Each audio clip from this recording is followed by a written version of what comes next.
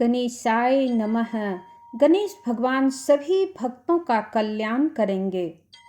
दोस्तों, कृष्णा अष्टमी बड़ा ही धार्मिक और बहुत ही प्रचलित पर्व है। बहुत ही धूमधाम से इसे भारत में मनाया जाता है। जगह जगह पर बहुत सारे पंडाल बनाए जाते हैं और भगवान श्री कृष्ण की मूर्ति स्थापित की जाती है एवं भगवान श्री कृष्ण एवं राधा रानी की पूजा अर्चना की जाती है।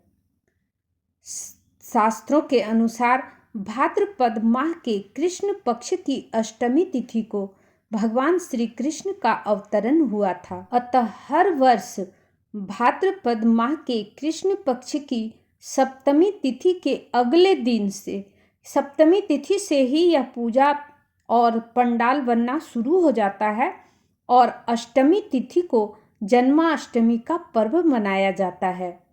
इस दिन भगवान श्री कृष्ण एवं राधा रानी की पूजा उपासना की जाती है। बहुत सारे लोग व्रत और उपवास भी रखते हैं। यह पर्व भाद्रपद माह के कृष्ण पक्ष की अष्टमी तिथि को रखा जाता है।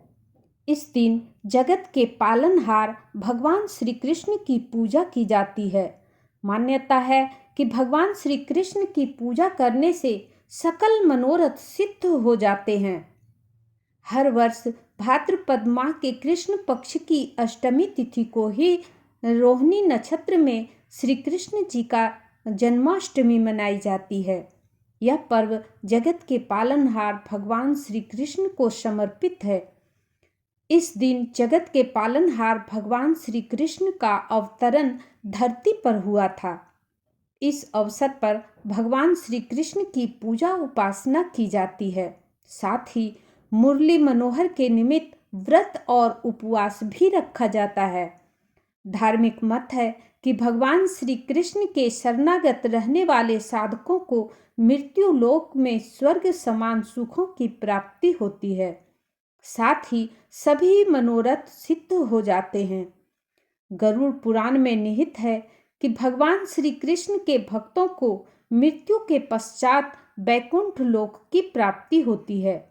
तो चलिए हम जानते हैं कि कृष्णा अष्टमी की शुभ तिथि क्या है, शुभ मुहूर्त क्या है एवं कौन कौन से योग बन रहे हैं। ज्योतिष गणना के अनुसार भाद्र माह के कृष्ण पक्ष की अष्टमी तिथि का प्रारंभ 26 अगस्त को देर रात 3:39 पर शुरू होगी और अगले दिन 27 अगस्त को देर रात 2:19 पर समाप्त होगी।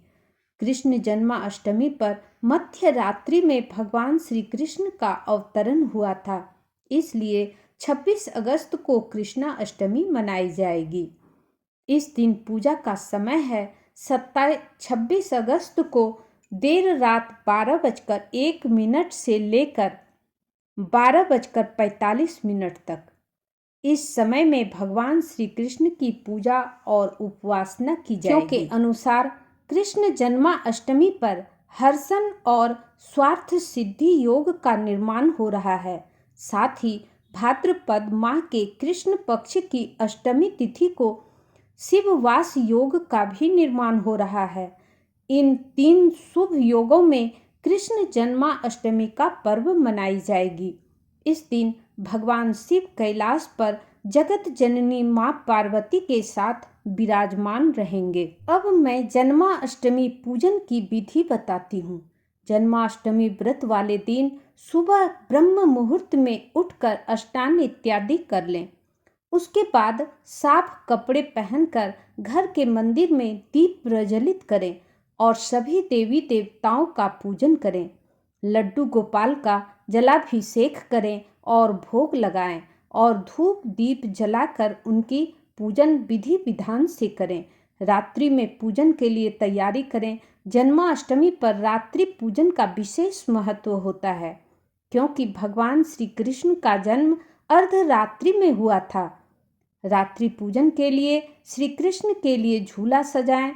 इसके बाद श्री कृष्ण को पंचामृत या गंगा जल से अभिषेक करें और फिर उनका श्रृंगार करें। इस दिन श्री कृष्ण का बांसुरी, मोर मुकुट, वैजंती माला, कुंडल, पाजेब, तुलसी दल आदि से उनका श्रृंगार किया जाता है। इसके साथ ही पूजा में उसे मक्खन, मिठाई, मेवे, मिश्री और धनिया की पंजरी का भोग लगाया जाता है। पूजा में श्री कृष्ण की आरती और श्री कृष्ण की पाठ जरूर करना चाहिए। कृष्ण जन्माष्टमी का हमारे जीवन में बहुत महत्व होता है। दोस्तों, भगवान श्री कृष्ण की भक्त इस दिन को बहुत भक्ति और श्रद्धा के साथ मनाते हैं।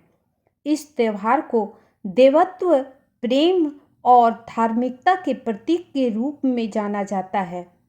उनका जीवन और शिक्षाएं भक्तों को धर्म, कर्म, भक्ति के आधार पर जीवन जीने के लिए प्रेरित करती हैं। तो चलिए मैं आपको इसकी एक कथा सुनाती हूँ।